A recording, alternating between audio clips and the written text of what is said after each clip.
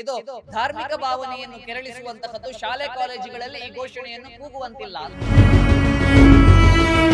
ಭಾರತ್ ಮಾತಾ ಕಿ ಜೈ ಅನ್ನುವಂತಹದ್ದು ಅದು ಒಂದು ಕೋಮುವಾದ ಅಲ್ಲ, ಅದು ನಮ್ಮ ರಾಷ್ಟ್ರದ ಅಸ್ಮಿತೆ. ದೇಶದ ಸ್ವಾತಂತ್ರ್ಯಕ್ಕೋಸ್ಕರ ಹೋರಾಡಿದಂತಹ ಕ್ರಾಂತಿಕಾರಿಗಳಿಗೆ ಮಾಡಿದಂತಹ ಅಪಚಾರ, ಅವಮಾನ. ಸ್ವಾತಂತ್ರ್ಯ ಹೋರಾಟದ ಸಂದರ್ಭದಲ್ಲಿ ಭಗತ್ ಸಿಂಗ್, ಸುಖದೇವ್, ರಾಜಗುರು, ಮದನ್ ಲಾಲ್ ಧೀಂಗ್ರಾರಂತಹ ಶ್ರೇಷ್ಠ ಹೋರಾಟಗಾರರಿಗೆ ಪ್ರೇರಣೆಯನ್ನು ನೀಡಿದಂತಹ ಆ ಒಂದು ದೊಡ್ಡ ಶಕ್ತಿ ಅಂತ ಹೇಳಿದ್ರೆ ವಂದೇ ಮಾತರಂ. ಆದರೆ ರಾಜ್ಯ ಮತ್ತು ರಾಷ್ಟ್ರದಲ್ಲಿ ಇವತ್ತು ಅಂತಹ ಶ್ರೇಷ್ಠ ರಣಮಂತ್ರ ಒಂದು ವಿವಾದದ ವಿಚಾರ.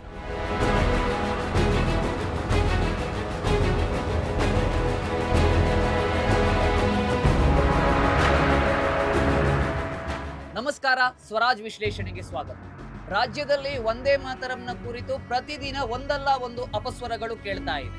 ರಾಜಕೀಯವಾಗಿ ಇರುವಂತಹ ವಿಚಾರಗಳು ಬೇರೆ, ಆದ್ರೆ ಈ ಒಂದು ಅಪಸ್ವರ ಇವತ್ತು ಶಾಲೆಗಳನ್ನು ಕೂಡ ತಲುಪಿದೆ. ಒಂದು ಶಾಲೆಯಲ್ಲಿ ವಂದೇ ಮಾತರಂ ಮತ್ತು ಭಾರತ್ ಮಾತಾ ಕಿ ಜೈ ಅಂತ ಹೇಳಬಾರ್ದಂತೆ. ಇತ್ತೀಚೆಗೆ ಬೀದರ್ ಜಿಲ್ಲೆಯ ಚಿಟಗುಪ್ಪಾದ ಕಾಲೇಜ್ ಒಂದರಲ್ಲಿ ಸ್ವತಂತ್ರ ದಿನಾಚರಣೆಯ ಸಂದರ್ಭದಲ್ಲಿ ಧ್ವಜಾರೋಹಣದ ನಂತರ ವಿದ್ಯಾರ್ಥಿಯೊಬ್ಬ ದೇಶಭಕ್ತಿಯನ್ನು ವ್ಯಕ್ತಪಡಿಸಲಿಕ್ಕೆ ಭಾರತ್ ಮಾತಾ ಕಿ ಜೈ ಮತ್ತು ವಂದೇ ಮಾತರಂ ಅನ್ನುವಂತಹ ಘೋಷಣೆಯನ್ನು ಕೂಗ್ತಾನೆ. ಆ ಕೂಡಲೇ ಆ ಕಾಲೇಜಿನ ಪ್ರಿನ್ಸಿಪಾಲ್ ಬಂದು ಆತನಿಗೆ ಜೋರು ಮಾಡ್ತಾರೆ. ಆತನಲ್ಲಿ ಹೇಳ್ತಾರೆ, ಇದು ಧಾರ್ಮಿಕ ಭಾವನೆಯನ್ನು ಕೆರಳಿಸುವಂತಹದ್ದು, ಶಾಲೆ ಕಾಲೇಜುಗಳಲ್ಲಿ ಈ ಘೋಷಣೆಯನ್ನು ಕೂಗುವಂತಿಲ್ಲ ಅಂತ.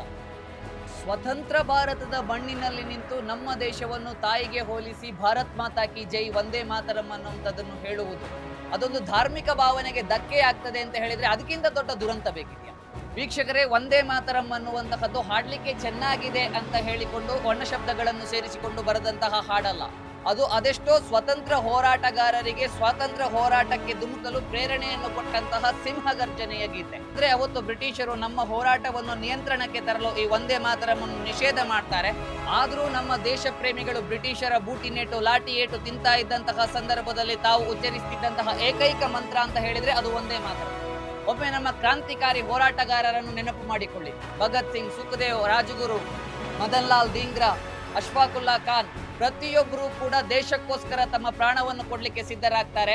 ಅವರು ಗಲ್ಲಿಗೇರುವಂತಹ ಸಂದರ್ಭದಲ್ಲಿ ನಗ್ನಗ್ತಾ ಹೇಳ್ತಾ ಇದ್ದಂತಹ ಶಬ್ದ ಯಾವುದು ಅಂತ ಕೇಳಿದ್ರೆ ಇದೇ ವಂದೇ ಮಾತರಂ.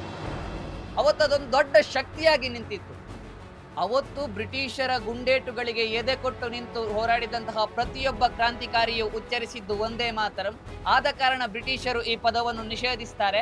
ಅದು ಇವತ್ತು ಕೂಡ ಕೆಲವರಿಗೆ ದೊಡ್ಡ ಸಮಸ್ಯೆಯಾಗಿ ಕಾಡ್ತಾ ಇರುವಂತಹದ್ದು ಯಾಕೆ ಅನ್ನುವಂತಹದ್ದು ಇವತ್ತು ಇರುವಂತಹ ದೊಡ್ಡ ಪ್ರಶ್ನೆ. ವಂದೇ ಮಾತರಂನಲ್ಲಿ ನಮ್ಮ ಮಾತೃಭೂಮಿಯನ್ನು ತಾಯಿ ಅಂತ ಕರೆದದ್ದು ಕೆಲವು ಮತಗಳಿಗೆ ವಿರೋಧ ಆಗ್ತದೆ ಅಂತ ಹೇಳಿ ವಿರೋಧಿಸುವವರು ಇದ್ದಾರೆ ಅಂತ ಹೇಳಿ. ಆದರೆ ಅವತ್ತು ಭಗತ್ ಸಿಂಗ್ ಆಗಿರಬಹುದು, ಸಾವರ್ಕರ್ ಆಗಿರಬಹುದು, ಮದನ್ ಲಾಲ್ ಧೀಂಗ್ರಾ, ಅಶ್ಫಾಕುಲ್ಲಾ ಖಾನ್ ಅಂತವರು ತಮ್ಮ ದೇಶಕ್ಕೋಸ್ಕರ ಪ್ರಾಣವನ್ನು ಕೊಡುವಾಗ, ಸ್ವತಂತ್ರ ಹೋರಾಟವನ್ನು ಮಾಡುವಾಗ ದೇಶವನ್ನು ಒಗ್ಗೂಡಿಸಲಿಕ್ಕೆ ಈ ವಂದೇ ಮಾತರಂ ಅನ್ನು ಹೇಳಿದ್ರಲ್ಲ, ಅದು ಕೇವಲ ಒಂದು ಮತಕ್ಕೆ ಸೀಮಿತವಾಗಿತ್ತ ಅಥವಾ ನಮ್ಮ ದೇಶದ ಸ್ವತಂತ್ರಕ್ಕೋಸ್ಕರವಾಗಿಲ್ಲ? ತಾಯಿ ಭಾರತಿಗೆ ವಂದಿಸುವೆ ಅಥವಾ ಭಾರತ್ ಮಾತಾ ಕಿ ಜೈ ಅನ್ನುವಂತಹದ್ದು ಅದು ಒಂದು ಕೋಮುವಾದ ಅಲ್ಲ, ಅದು ನಮ್ಮ ರಾಷ್ಟ್ರದ ಅಸ್ಮಿತೆ. ನಾವು ಇದನ್ನು ವಿರೋಧಿಸಿದ್ರೆ ಅದು ನಮ್ಮ ದೇಶದ ಸ್ವತಂತ್ರಕ್ಕೋಸ್ಕರ ಹೋರಾಡಿದಂತಹ ಕ್ರಾಂತಿಕಾರಿಗಳಿಗೆ ಮಾಡಿದಂತಹ ಅಪಚಾರ, ಅವಮಾನ. ಇದರ ಬಗ್ಗೆ ನಿಮಗೇನನ್ನಿಸ್ತದೆ? ಕಮೆಂಟ್ ಮಾಡಿ ತಿಳಿಸಿ.